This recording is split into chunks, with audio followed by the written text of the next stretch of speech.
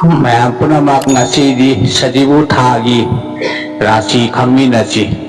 2025ꯀꯤ ꯑꯍꯥꯟꯕ ꯃꯛꯇꯗ ꯑꯩꯒꯤ ꯚꯤꯌꯨꯋꯔꯁ ꯃꯌꯥꯝꯕꯨ ꯑꯩꯒꯤ ꯌꯨꯇ꯭ꯌꯨꯕ ꯆꯦꯅꯦꯜ ꯑꯁꯤꯗ ꯑꯩꯅ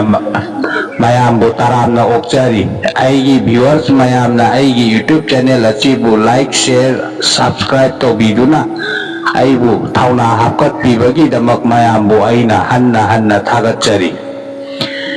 ꯍꯟꯗꯛꯇꯤ ꯚꯤꯗꯤꯑꯣ ꯑꯁꯤ ꯍꯥꯞꯀꯠꯄ ꯁꯦꯝꯕꯗ ꯃꯇꯝ ꯈꯔ ꯁꯪꯅꯗꯕꯅ ꯈꯔ ꯃꯇꯝ ꯆꯣꯟꯊꯈ꯭ꯔꯦ ꯑꯩꯅ ꯃꯌꯥꯝꯒꯤ ꯃꯐꯝꯗ ꯊꯝꯖꯔꯤꯕ ꯀꯌా ꯑꯁꯤꯗ ꯁꯣꯏꯈꯤꯕ ꯂꯥꯟꯈꯤꯕ ꯋꯥꯍꯩ ꯀꯥꯔꯜ ꯆꯠꯈꯤꯕ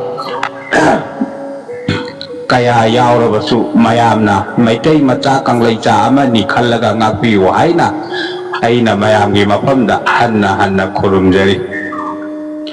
ꯑꯗꯨꯗꯤ ꯈꯪꯃꯤꯟꯅꯔꯁꯤ ꯁꯖꯤꯕꯨ ꯊꯥꯒꯤ ꯃꯦꯁ ꯔꯥꯁꯤ ꯀꯔꯤ ꯀꯔꯝꯅ ꯑꯣꯏꯕ ꯍꯥꯏꯕ ꯀꯌꯥꯗꯨ ꯁꯖꯤꯕꯨ ꯊꯥ ꯑꯁꯤ ꯌꯥꯝꯅ ꯑꯐꯕ ꯀꯥꯟꯅꯕ ꯆꯥꯎꯈꯠꯄ ꯅꯤꯡꯕ ꯊꯨꯡꯕ ꯃꯌꯥꯝꯅ ꯁꯛ ꯈꯪꯕ ꯏꯀꯥꯏ ꯈꯨꯝꯅꯕ ꯇꯧꯔꯨꯕ ꯊꯕꯛ ꯊꯧꯔꯝ ꯀꯌꯥꯗ ꯃꯥꯏ ꯄꯥꯛꯀꯗꯧꯔꯤ ꯆꯍꯤ ꯑꯅꯧꯕ ꯑꯁꯤꯅ ꯂꯥꯛꯄ ꯑꯁꯤꯗ ꯑꯅꯧꯕ ꯌꯨꯝꯐꯝ ꯂꯦꯞꯄꯨ ꯍꯥꯏꯕ ꯂꯩꯌꯦ ꯌꯦꯛꯅꯕꯗꯤ ꯃꯁꯤꯡ ꯈꯔ ꯌꯥꯝꯒꯗꯧꯔꯤ ꯃꯔꯨꯞꯁꯤꯡꯒꯤ ꯃꯔꯛꯇ ꯂꯩꯕ ꯑꯔꯣꯟꯕ ꯌꯦꯛꯅꯕꯁꯤꯡꯗꯒꯤ ꯈꯔ ꯆꯦꯛꯁꯤꯟꯕ ꯄꯥꯔꯛꯀꯅꯤ ꯅꯨꯄꯤ ꯅꯨꯄꯥꯒꯤ ꯑꯣꯏꯕ ꯋꯥꯊꯣꯛ ꯑꯔꯨꯕ ꯑꯃ ꯂꯩꯌꯦ ꯇꯥ ꯑꯃ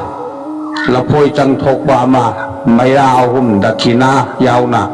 ꯅꯣꯡꯄꯣꯛ ꯅꯤꯡꯊꯧ ꯏꯄꯥꯗ ꯀꯠꯆꯧꯋꯣ ꯌꯥꯏꯐꯕ ꯑꯣꯏꯒꯅꯤ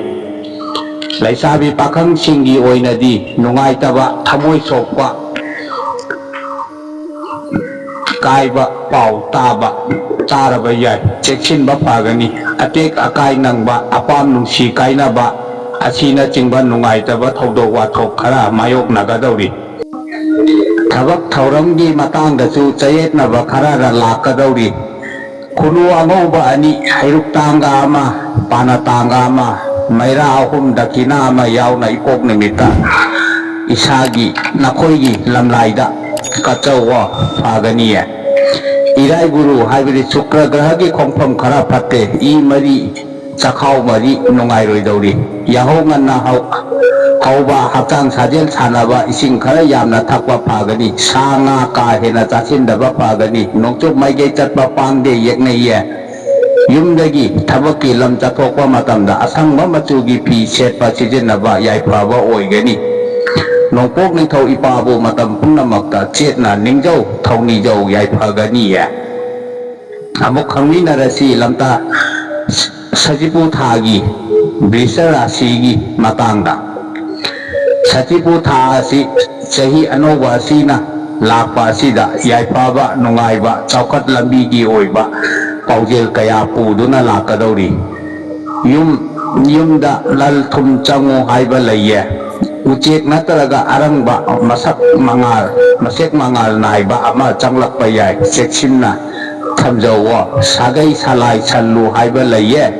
ꯁꯥꯒꯩ ꯅꯥꯇꯩꯁꯤꯡꯒꯗꯤ ꯈꯔ ꯅꯤꯡꯉꯥꯏ ꯁꯪꯗꯥꯅꯔꯕ ꯌꯥꯏ ꯆꯦꯛꯁꯤꯜꯂꯨ ꯇꯨꯔꯦꯜ ꯂꯩꯔꯥꯏꯗ ꯂꯐꯨ ꯄꯥꯝꯕꯤ 8 ꯊꯥꯖꯧꯋꯣ ꯅꯣꯡꯃꯥꯏꯖꯤꯡ ꯀꯣꯔꯧꯗ ꯃꯥꯏ ꯅꯣꯡꯄꯣꯛ ꯑꯣꯜꯂꯒ ꯑꯌꯦꯠꯄ ꯄꯨꯝꯅꯃꯛ ꯀꯣꯛꯀꯅꯤ ꯂꯩꯁꯥꯕꯤ ꯄꯥꯈꯪꯁꯤꯡꯒꯤ ꯑꯣꯏꯅꯁꯨ ꯌꯥꯝꯅ ꯐꯩ ꯅꯨꯡꯁꯤ ꯄꯟꯊꯨꯡ ꯇꯥꯟꯐꯪꯖꯧ ꯍꯥꯏꯕ ꯂꯩꯌꯦ ꯑꯅꯧꯕ ꯃꯔꯨꯞ ꯃꯄꯥꯡꯁꯨ ꯐꯪꯖꯧ ꯑꯅꯧꯕ ꯃꯔꯨꯞ ꯃꯄꯥꯡꯁꯤꯡꯒꯤ ꯃꯇꯦꯡꯅ ꯆꯥꯎꯈꯠ ꯂꯝꯕꯤꯁꯨ ꯂꯥꯛꯎ ꯍꯥꯏꯕ ꯂꯩꯌꯦ ꯑꯗꯨꯕꯨ ꯌꯨꯝꯒꯤ ꯑꯍꯜ ꯂꯃꯟꯁꯤꯡꯒꯤ ꯃꯤꯆꯩꯗꯤ ꯈꯔ ꯃꯥꯌꯣꯛꯅꯒꯅꯤ ꯊꯕꯛ ꯏꯪꯈꯥꯡꯒꯤ ꯃꯇꯥꯡꯗ ꯃꯊꯛ ꯊꯣꯡꯕꯁꯤꯡꯒꯤ ꯃꯤꯠꯌꯦꯡ ꯀꯥꯔꯜ ꯈꯔ ꯂꯩꯒꯅꯤ ꯂꯩ ꯃꯆꯨ 3 ꯍꯩ 3 ꯃꯩꯔꯥ 3 ꯌꯥꯎꯅ ꯏꯕꯨꯙꯧ ꯄꯥꯈꯪꯕꯗ ꯀꯠꯆꯧꯋꯣ ꯑꯌꯦꯠꯄ ꯀꯣꯛꯀꯅꯤ ꯑꯋꯥꯡ ꯃꯥꯏꯀꯩ ꯆꯠꯄ ꯄꯥꯡꯗꯦ ꯌꯦꯛꯅꯩꯌꯦ ꯑꯃꯝ ꯑꯊꯦꯡꯗ ꯑꯋꯥꯡ ꯃꯥꯏꯀꯩꯗ ꯆꯠꯇꯕꯅ ꯌꯥꯏꯐꯕ ꯑꯣꯏꯒꯅꯤ ꯉꯥꯅꯨ ꯉꯥꯄ꯭ꯔꯨꯝ ꯋꯥꯏꯈꯨ ꯆꯥꯕ ꯌꯥꯗꯦ ꯐꯠꯇꯦ ꯑꯋꯥꯡ ꯃꯥꯏꯀꯩꯗ ꯆꯠꯊꯣꯛꯄ ꯇꯥꯔꯕꯗꯤ ꯏꯁꯥꯗ ꯇꯥꯏꯔꯦꯜ ꯃꯆꯥ ꯑꯃ ꯂꯣꯏꯅꯧꯋꯣ ꯌꯨꯝꯗꯒꯤ ꯊꯕꯛ ꯏꯪꯈꯥꯡꯒꯤ ꯂꯝ ꯂꯥꯞꯅ ꯆꯠꯊꯣꯛꯄꯗ ꯑꯉꯥꯡꯕ ꯑꯉꯧꯕ ꯃꯆꯨꯒꯤ ꯐꯤ ꯁꯦꯠꯄ ꯁꯤꯖꯤꯟꯅꯕ ꯌꯥꯝꯅ ꯀꯥꯟꯅꯒꯅꯤ ꯏꯕꯨꯙꯧ ꯄꯥꯈꯪꯕꯕꯨ ꯄꯨꯛꯅꯤꯡ ꯆꯦꯠꯅ ꯅꯤꯡꯖꯧ ꯊꯧꯅꯤꯖꯧ ꯌꯥꯏꯐꯒꯅꯤꯌꯦ ꯑꯃꯨꯛ ꯁꯖꯤꯕꯨ ꯊꯥꯒꯤ ꯃꯤꯊꯨꯟ ꯔꯥꯁꯤꯒꯤ ꯀꯔꯤ ꯀꯔꯝꯅ ꯍꯥꯏꯔꯤꯕꯅꯣ ꯍꯥꯏꯕꯗꯨꯁꯨ ꯈꯪꯃꯤꯟꯅꯁꯤ ꯁꯖꯤꯕꯨ ꯊꯥ ꯑꯁꯤ awa nungai ani yanana chatpa oina taugadori yumda laldi changani adubu lal chatnanabagi lambi su khara lakani imung manung su mahi khara langgadori ana aye khara toigadori sagai natai singi matingdagi khara makhaidi awaba kokani rahugi khongpham phatte adongi napalna adongi yaknaba oigani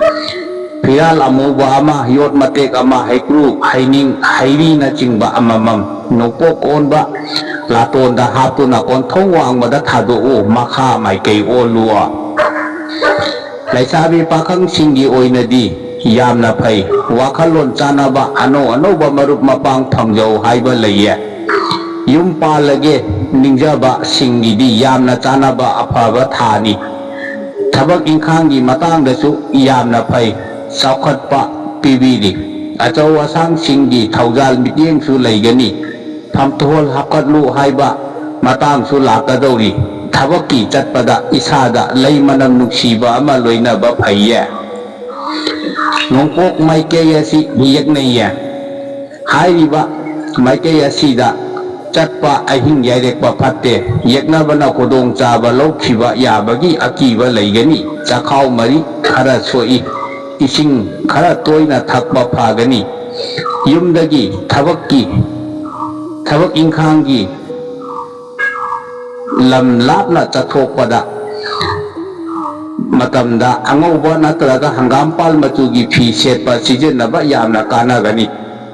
thangjing koyel lai ipabu chetna ningjau thongni jau yaipaba oigani ya amuk sachibu thagi karkat rasi na kari hairibano haiba kaya dusu amuk khangminasi mayam sachipu thasi charat chahing naiba wakhal waba pothafam khangdaba thabak thauram kayada akaiba changanba mi khatnaganba tha oina taugadori cheksillo yeknaba masing yamgadori sagai natai singasu khara toina ningai sangdanagadori ya thangja guru haibadi sani grahagi biteng khara tai afa pun nangu haiba laiye yamna nganu ama saraga yot matek ama phi amuba ado ching mut amaga nongpok onba laton da haplaga konthong wang mada thadu laisabi pakhang singi oinadi yamna phai ari anau sinau haiba lai nungsi nungongi lambi da wakhal khara charang naraba yai longnam haiba kanagi thakpa minam langda thugadori thabak ingkhanggi matangdadi phamthol hapkatlu haiba laiye khong khutta khara asok apan nangu haiba lai yumda ahal ahumdang chakauraga pijawo yaipaba oigani awang maikei chatpa pangde awang maikei asi yeknaiye awang maikeida ama mathengda chatpa ahing yairekpa tunggi punsida yamna akaiba lakani nganu waikhu chaba yade phatte yumdagi lam lapna thabak ingkhanggi jathokpa matamda asangba machugi phi setpa sijenaba yamna kanagani laining thau sana mahi sidaba ipabu chetna ningjau yaipaba oigani ya amuk sachipu thagi singharasigi matangda su khangminarasi mayam sachipu tha asi awa nungai ani yanana chatpa tha oina taugadori sagai natai singi miting karal khara toina changadori adubu marup mapang singi matengdagi yamna phangani nungaiba marup singna chanaba tha oigani yumda laldi lakpaga chatpana hengadori ana ayek toigadori korigi chakuda ising asengba haplaga korong namita katlaga thau ucheka machinjak pijawa laisabi pakhang singi oinadi apam nungsigi lambida thamoi kaiba maichak mayok nau haiba lai thabak ingkhanggi oinadi phaiye angam mathau singi thaujal laigani tha asi imbal lambida khongdaba yade laira anang mayok nau haiba laiye hai macha dhara tanbagi matangdasu ayetpa khara mayok nagani ipok numit khudingi hiden tarit ki isingna irujawa Makha maikei asi pangde yeknaiye makha maikeida ama mathengda chatpa pangde tinmu laimu mayoknaba yai cheksillu yumdagi thabak inkhanggi lapna chathokpa matamda sorarel matugi phi amasung angauba matugi phi setpa sijinnaba yamna kanaba oigani sidaba mapu nongpok ningthau ipabu pukning changna ningjau thongnijau yaiphaganiya amuk Sachibu thagi kanya rasigi matang dasu kari hairi banu dasu khangminasi Sachibu thasi yamna afaba kanaba chaukhatpa tauruba hiram khudingda mai pakpa mayamna chanba sakhang maikhangba icha kiral na chingba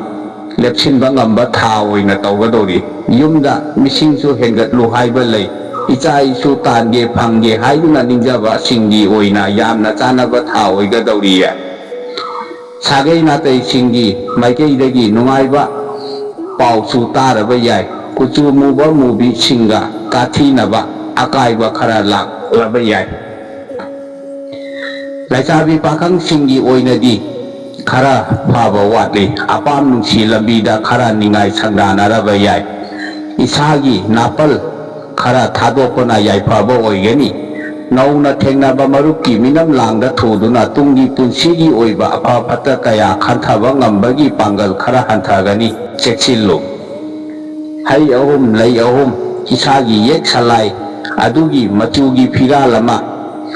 maira ahum akachel ga loinana ibudo pakhang isagi pok numita kachawa yai phaba oiganiya ucheki masingda chanba sa waiku tharoi chaba yade nongpok maikei asi yeknaiye nongpok maikei da chatpa yade atte timu laimu mayoknaba yabagi akiba lei yumdagi thabak inkhanggi lam lapna chathokpa matamda hangampal machugi phi ureirom machugi phi setpa sijinnaba yaifaba oigani isa igi mapu ibudo pakhanggobu chetna ningjau thongnijau yaifaba oiganiye amuk Sachibu thagi tulara sigi matang dasu kari hairibano haiba kaya dasu khangminasi Sachibu thasi lal thumdi changani adubu lal taksinba lepsinba di ngamloi dauri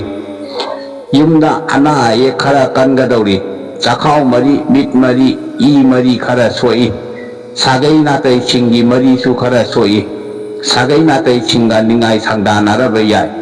ketugi khongphang khara mayoknai cheng khujok ahum chini angangba mut ama chengi yam khara nokok onba latonda haplaga maira ahumga dakhina haibet akachel amaga loinana turen mapanda kachawa laisabi pakhang singi oinadi khara phatte thamoi kaiba maichak mayoknaraba yai cheksinba phai yumbal lambida khongdan ningba sing matam kharagi oina tangaiba phagani tha asida yum palabadi tunggi punsida laira anang mayoknau haiba lei yamna saba maku ama hairam taret lairam taret chengmut ama chengmut ahum latonda haplaga lamlong ahum phangbada tatnaba numita thadou phaganiya nongpok maikei asi phatte yeknaiya nongpok maikei da chatpa nongpok maikei da ama mathengda chatpa yade yeknaba sing na khodong chaba lokhiba yabagi akiba lei yumdagi thabak inkhanggi lam lapna chathokpa matamda angangba machugi phi setpa sijinnaba yaifaba oigani ipa ibungo lainingthau sana mahibu matam pumnamakta chetna ningjau thongnijau yaifagani edomgi amuk Sachibu thagi Vrishik rasigi matangdasu khangminasida maya Sachibu thasi yamna afaba ningba khuding thongba mayamna sakhangba lal thum lepsinba ngamba ichak idal chakhotpa pibiba tha oigadori icha isu phangnaba tange ningba singi oinadi hi yai chenba icha isu phangba yaba tha oigadori yeknabadi masing yamgadori sagai natai singadi khara khana chainaba tawdo wato khara thoklaba yai yumlaida chengbi chengba haijo wo kachawo yai phaganiya ꯂꯩꯁꯥꯕꯤ ꯄꯥꯈꯪꯁꯤꯡꯒꯤ ꯑꯣꯏꯅꯗꯤ ꯌꯥꯝꯅ ꯐꯠꯇꯦ ꯀꯥꯏꯅ ꯃꯩꯁꯥ ꯂꯥꯡꯉꯣ ꯍꯥꯏꯕ ꯂꯩꯌꯦ ꯌꯦꯛꯅꯕꯅ ꯊꯥꯛꯄ ꯂꯥꯡꯗ ꯊꯨꯗꯨꯅ ꯃꯔꯨꯞ ꯃꯄꯥꯡꯁꯨ ꯀꯥꯏꯅꯕ ꯌꯥꯕꯒꯤ ꯑꯀꯤꯕ ꯂꯩ ꯊꯕꯛꯀꯤ ꯃꯇꯥꯡꯗꯁꯨ ꯈꯔ ꯃꯤꯋꯥ ꯃꯤꯁꯥ ꯂꯥꯡꯂꯕ ꯌꯥꯏ ꯏꯔꯥꯏ ꯒꯨꯔु ꯍꯥꯏꯕꯗꯤ ꯁꯨꯀ꯭ꯔ ꯒ꯭ꯔꯍꯒꯤ ꯑꯌꯦꯠꯄ ꯈꯔ ꯂꯩꯌꯦ ꯏꯔꯥꯏ ꯅꯨꯃꯤꯠꯇ ꯂꯩ ꯃꯆꯨ ꯑꯍꯨꯝ ꯍꯩ ꯃꯅꯝ ꯅꯥꯏꯕ ꯑꯃ ꯍꯩꯀ꯭ꯔꯨ ꯑꯃ ꯍꯩꯅꯤꯡ ꯑꯃ ꯅꯣꯡꯄꯣꯛ ꯑꯣꯟꯕ ꯂꯥꯇꯣꯟꯗ ꯍꯥꯞꯂꯒ ꯅꯣꯡꯄꯣꯛ ꯅꯤꯡꯊꯧ ꯏꯄꯥꯗ ꯀꯠꯂꯨ ꯐꯒꯅꯤ ꯃꯈꯥ ꯃꯥꯏꯀꯩ ꯆꯠꯄ ꯄꯥꯡꯗꯦ ꯐꯠꯇꯦ ꯃꯈꯥ ꯃꯥꯏꯀꯩ ꯑꯁꯤ ꯌꯦꯛꯅꯩꯌꯦ ꯃꯈꯥ ꯃꯥꯏꯀꯩꯗ ꯆꯠꯄꯗ ꯑꯁꯣꯛ ꯑꯄꯟ ꯑꯇꯦꯛ ꯑꯀꯥꯏ ꯅꯪꯕ ꯌꯥꯏ ꯆꯦꯛꯁꯤꯜꯂꯨ ꯃꯤꯠ ꯃꯔꯤ ꯀꯣꯛ ꯃꯔꯤ ꯈꯔ ꯁꯣꯛꯏ ꯌꯨꯝꯗꯒꯤ ꯊꯕꯛ ꯏꯪꯈꯥꯡꯒꯤ ꯂꯝ ꯂꯥꯞꯅ ꯆꯠꯊꯣꯛꯄ ꯃꯇꯝꯗ ꯑꯉꯧꯕ ꯃꯆꯨꯒꯤ ꯐꯤ ꯁꯦꯠꯄ ꯁꯤꯖꯤꯟꯅꯕ ꯀꯥꯟꯅꯕ ꯌꯥꯏꯐꯕ ꯑꯣꯏꯒꯅꯤ ꯏꯄꯥ ꯏꯕꯨꯡꯉꯣ ꯅꯣꯡꯄꯣꯛ ꯅꯤꯡꯊꯧ ꯏꯄꯥꯕꯨ ꯃꯇꯝ ꯄꯨꯝꯅꯃꯛꯇ ꯆꯦꯠꯅ ꯅꯤꯡꯖꯧ ꯊꯧꯅꯤꯖꯧꯋꯣ ꯌꯥꯏꯐꯒꯅꯤꯌꯦ ꯑꯗꯣꯝꯒꯤ ꯑꯃꯨꯛ ꯁꯖꯤꯕꯨ ꯊꯥꯒꯤ ꯙꯅꯨ ꯔꯥశꯤꯒꯤ ꯃꯇꯥꯡꯗꯁꯨ ꯈꯪꯃꯤꯟꯅꯁꯤꯗ ꯃꯌꯥꯝ ꯁꯖꯤꯕꯨ ꯊꯥ ꯑꯁꯤ ꯑꯐꯕ ꯆꯥꯎꯈꯠꯄ ꯅꯤꯡꯕ ꯊꯨꯡꯕ ꯑꯆꯧ ꯑꯁꯥꯡꯁꯤꯡꯅ ꯆꯥꯟꯕꯤꯕ ꯂꯜ ꯊꯨꯝ ꯏꯆꯥꯛ ꯏꯔꯜ ꯆꯥꯎꯈꯠꯄ ꯄꯤꯕꯤꯕ ꯊꯥ ꯑꯃ ꯑꯣꯏꯅ ꯇꯧꯒꯗꯧꯔꯤꯌꯦ ꯐꯝꯊꯣꯜꯁꯨ ꯍꯥꯞꯀꯠꯂꯨ ꯍꯥꯏꯕ ꯂꯩ ꯑꯅꯧꯕ ꯂꯧꯔꯤ ꯏꯪꯈꯣꯜꯁꯨ ꯂꯦꯞꯁꯤꯜꯂꯨ ꯍꯥꯏꯕ ꯄꯤꯅꯕꯤꯔꯤ ꯏ ꯃꯔꯤ ꯆꯈꯥꯎ ꯃꯔꯤ ꯈꯔ ꯁꯣꯛꯏ ꯌꯥꯍꯧ ꯉꯟꯕ ꯑꯐꯕ ꯆꯤꯟꯖꯥꯛ ꯆꯥꯕ ꯏꯁꯤꯡ ꯈꯔ ꯃꯔꯥꯡ ꯀꯥꯏꯅ ꯊꯛꯄ ꯌꯥꯝꯅ ꯀꯥꯟꯅꯕ ꯑꯣꯏꯒꯅꯤ ꯂꯩꯁꯥꯕꯤ ꯄꯥꯈꯪꯁꯤꯡꯒꯤ ꯑꯣꯏꯅꯗꯤ ꯑꯐꯕ ꯂꯜ ꯊꯨꯝ ꯄꯤꯕꯤꯕ ꯐꯝ ꯍꯥꯞꯀꯠꯂꯨ ꯍꯥꯏꯕ ꯊꯥ ꯑꯣꯏꯒꯗꯧꯔꯤ ꯌꯨꯝꯕꯥꯜ ꯂꯝꯕꯤꯗ ꯈꯣꯡꯗꯥꯕꯗꯤ ꯈꯔ ꯐꯕ ꯋꯥꯠꯂꯤ ꯊꯕꯛ ꯏꯪꯈꯥꯡꯒꯤ ꯃꯇꯥꯡꯗꯁꯨ ꯆꯌꯦꯠꯅꯕ ꯈꯔ ꯂꯩꯒꯅꯤ ꯃꯊꯛ ꯊꯣꯡꯕꯁꯤꯡꯒꯤ ꯃꯤꯠꯌꯦꯡ ꯈꯔ ꯃꯈꯩ ꯆꯪꯒꯗꯧꯔꯤ ꯍꯩꯔꯝ ꯑꯃ ꯂꯩꯔꯝ ꯑꯃ ꯂꯥꯡꯊ꯭ꯔꯩ ꯃꯇꯣꯟ ꯑꯍꯨꯝ ꯃꯩꯔꯥ ꯑꯍꯨꯝ ꯑꯀꯠꯁꯦꯜꯒ ꯂꯣꯏꯅꯅ ꯄꯥꯟꯊꯣꯏꯕꯤ ꯏꯃꯥꯗ ꯀꯠꯆꯧꯋꯣ ꯑꯋꯥꯡ ꯃꯥꯏꯀꯩ ꯑꯁꯤ ꯐꯠꯇꯦ ꯌꯦꯛꯅꯩꯌꯦ ꯑꯋꯥꯡ ꯃꯥꯏꯀꯩꯗ ꯆꯠꯄ ꯃꯇꯝꯗ ꯏꯁꯥꯗ ꯂꯥꯡꯊ꯭ꯔꯩꯒ ꯇꯥꯏꯔꯦꯜꯒ ꯂꯣꯏꯅꯕ ꯐꯩ ꯊꯥꯡꯖ ꯒꯨꯔꯨ ꯍꯥꯏꯕꯗꯤ ꯁꯅꯤꯒꯤ ꯃꯤꯠꯌꯦꯡ ꯈꯔ ꯆꯪꯉꯤ ꯌꯨꯝꯗꯒꯤ ꯊꯕꯛ ꯏꯪꯈꯥꯡꯒꯤ ꯂꯝ ꯂꯥꯞꯅ ꯆꯠꯊꯣꯛꯄ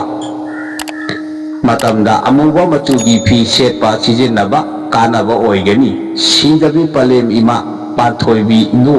ꯆꯦꯠꯅ ꯅꯤꯡꯖꯧ ꯊꯧꯅꯤꯖꯧ ꯌꯥꯏꯐꯒꯅꯤꯌꯦ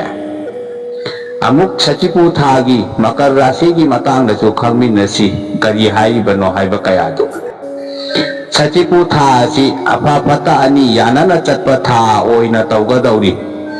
ꯌꯨꯝꯗ ꯂꯟꯗꯤ ꯆꯪꯂꯛꯀꯅꯤ ꯍꯥꯏꯕꯕꯨ ꯏꯆꯥꯛ ꯏꯔꯜꯗꯤ ꯂꯦꯞꯁꯤꯟꯕꯗ ꯈꯔ ꯋꯥꯅ ꯊꯣꯛꯀꯗꯧꯔꯤ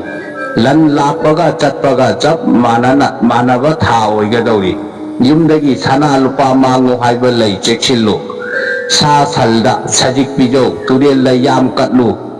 ꯌꯥꯍꯧ ꯉꯟꯅ ꯍꯧꯒꯠꯂꯨ ꯌꯥꯏꯐꯕ ꯑꯣꯏꯒꯅꯤ ꯏꯃꯣꯏꯅꯨ ꯏꯃꯥꯗ ꯆꯦꯡ ꯂꯩ ꯀꯠꯆꯧꯋꯣ ꯂꯩꯁꯥꯕꯤ ꯄꯥꯈꯪꯁꯤꯡꯒꯤ ꯑꯣꯏꯅꯗꯤ ꯌꯥꯝꯅ ꯐꯩꯌꯦ ꯌꯨꯝ ꯄꯥꯜꯒꯦ ꯈꯜꯂꯕꯁꯤꯡꯒꯤꯗꯤ ꯌꯥꯝꯅ ꯄꯛꯅꯕ ꯊꯥ ꯑꯣꯏꯒꯗꯧꯔꯤ ꯑꯗꯨꯕꯨ ꯅꯣꯡꯄꯣꯛ ꯃꯥꯏꯀꯩꯗ ꯂꯩꯕ ꯅꯨꯄꯤ ꯅꯨꯄꯥꯒꯗꯤ ꯌꯨꯝ ꯄꯥꯟꯕ ꯌꯥꯗꯦ ꯊꯕꯛ ꯏꯪꯈꯥꯡꯒꯤ ꯈꯔ ꯑꯌꯦꯠꯄ ꯂꯩ ꯐꯝ ꯃꯌꯦꯡ ꯇꯥꯕ ꯌꯥꯕꯒꯤ ꯑꯀꯤꯕ ꯂꯩ ꯆꯦꯛꯁꯤꯟꯕ ꯐꯒꯅꯤ ꯐꯤꯔꯥꯜ ꯑꯁꯪꯕ ꯑꯃ ꯍꯩꯔꯨꯛ ꯇꯥꯡꯒ ꯑꯃ ꯄꯥꯅ ꯇꯥꯡꯒ ꯑꯃ ꯑꯀꯠꯁꯦꯜ ꯑꯃ ꯃꯩꯔꯥ ꯑꯃ ꯌꯥꯎꯅ ꯅꯣꯡꯄꯣꯛ ꯏꯄꯣꯛ ꯅꯨꯃꯤꯠꯇ ꯇꯨꯔꯦꯜ ꯃꯄꯥꯟꯗ ꯀꯠꯆꯧꯋꯣ ꯅꯣꯡꯄꯣꯛ ꯃꯥꯏꯀꯩ ꯆꯠꯄ ꯄꯥꯝꯗꯦ ꯅꯣꯡꯄꯣꯛ ꯃꯥꯏꯀꯩ ꯑꯁꯤ ꯌꯦꯛꯅꯩꯌꯦ ꯅꯣꯡꯄꯣꯛ ꯃꯥꯏꯀꯩꯗ ꯆꯠꯄ ꯑꯍꯤꯡ ꯂꯦꯟꯕ ꯐꯠꯇꯦ ꯇꯤꯟꯃꯨ ꯂꯥꯏꯃꯨ ꯁꯥ ꯀꯩꯅ ꯁꯣꯛꯄ ꯌꯥꯕꯒꯤ ꯑꯀꯤꯕ ꯂꯩ ꯌꯨꯝꯗꯒꯤ ꯊꯕꯛ ꯏꯪꯈꯥꯡꯒꯤ ꯆꯠꯊꯣꯛꯄ ꯃꯇꯥꯡꯗ ꯂꯝ ꯂꯥꯞꯅ ꯆꯠꯊꯣꯛꯄꯗ ꯃꯇꯝꯗ ꯍꯤꯒꯣꯛ ꯃꯆꯨꯒꯤ ꯐꯤ ꯁꯦꯠꯄ ꯁꯤꯖꯤꯟꯅꯕ ꯌꯥꯝꯅ ꯀꯥꯟꯅꯕ ꯑꯣꯏꯒꯅꯤ ꯁꯤꯗꯕ ꯃꯄꯨ ꯀꯣꯔꯧ ꯏꯄꯥꯕꯨ ꯍꯥꯏꯕꯗꯤ ꯁꯨꯔꯖꯕꯨ ꯃꯇꯝ ꯄꯨꯝꯅꯃꯛꯇ ꯆꯦꯠꯅ ꯅꯤꯡꯖꯧ ꯌꯥꯏꯐꯕ ꯑꯣꯏꯒꯅꯤꯌꯦ ꯑꯗꯣꯝꯒꯤ ꯑꯃꯨꯛ ꯁꯖꯤꯕꯨ ꯊꯥꯒꯤ ꯀꯨꯝꯚ ꯔꯥశꯤꯒꯤ ꯃꯇꯥꯡꯗꯁꯨ ꯈꯪꯃꯤꯟꯅꯁꯤꯗ ꯃꯌꯥꯝ ꯁꯖꯤꯕꯨ ꯊꯥ ꯑꯁꯤ ꯌꯥꯝꯅ ꯑꯐꯕ ꯅꯤꯡꯕ ꯊꯨꯡꯕ ꯏꯆꯥꯛ ꯏꯔꯜ ꯆꯥꯎꯈꯠꯄ ꯑꯉꯝ ꯑꯊꯧꯁꯤꯡꯅ ꯆꯥꯟꯕꯤꯕ ꯐꯝꯊꯣꯜ ꯍꯥꯞꯀꯠꯂꯨ ꯍꯥꯏꯕ ꯄꯤꯕꯤꯕ ꯊꯥ ꯑꯣꯏꯅ ꯇꯧꯒꯗꯧꯔꯤ ꯌꯨꯝꯗ ꯂꯜ ꯊꯨꯝ ꯆꯪꯕ ꯂꯜ ꯊꯨꯝ ꯂꯦꯞꯁꯤꯜꯂꯨ ꯂꯧꯔꯤ ꯏꯪꯈꯣꯜ ꯂꯦꯞꯁꯤꯟꯕ ꯉꯝꯕ ꯊꯥ ꯑꯣꯏꯒꯗꯧꯔꯤ ama mathengda gari thaubadi kaya pangde phatte asok apan nangba yabagi akiba laiye ipok numita mongba hanwada phiral angangba ama hai lay yauna katluwa yaiphaganiye laisabi pakhang singgi oinadi yamna phaiye yum panbada yamna chanaba paknaba tha oigadori anoba marup mapang kayasu lakadori wakhal khara charangnagadori thabo ingkhangi oiba matangdadi chayetnaba khara laigani cheksillu pham mayeng taba yabagi akiba lay hairam taret lairam taret kabok nachan taret laipedibi ama maira ahum dakina ama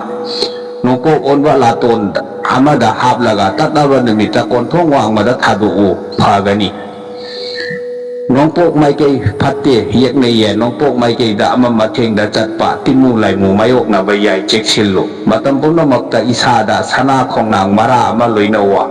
yumdagi thabak ingkhangi lam lapna chathokwa matamda angauba machugi phi setpa sijinaba kanaba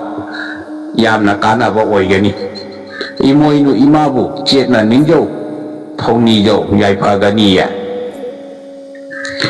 amuk sajipu thagi min rasigi matangdasu khangminasi maya sajipu tha asi awa ana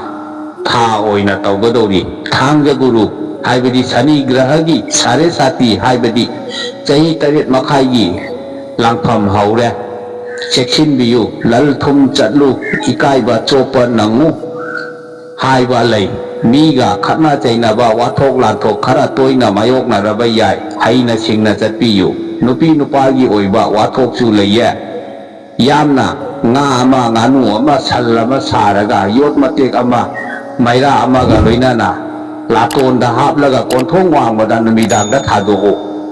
laisabi pakhang singgi oinasu yamna phatte yum panba yade wathok lanthok mayokna rabayai ama mathengda yariba makai chathoktabana yaiphaba oigani thabak thauramdasu kok khara sagadori mathak thongba singgi mityeng changadori gari thauba matamdasu khara cheksillu cheng mut ahum haikru ahum lay machu ahum nopok onba latonda haplaga numidang turel mapanda maira amaga loinana kathoku nokchup maikeida chatpa yade pangde nokchup maikei asi yeknaiye nokchup maikeida chatpa yeknabana kudong chaba lokhiba yabagi akiba laigani makong mari panba sa chaba yu thakpa yade yumdagi thabak ingkhangi lam lapna chathokpa matamda angauba machugi phi setpa sijinnaba yamna kanaba oigani sidaba mapu mongba hanba ipabol chetna ningjau thongni jau yaipagani adongi ngasigi oinadi aigi video asi matang asida loichinjarage viewers mayam khwai punamakna aigi video asi like amasung share aduga viewers mayamna aigi channel asi subscribe tawbiyu asigumba khangwada yamna kanaraba mayam ama leiri ataydi aigi matangi video da oina khangminarasi hayum sidaba mapu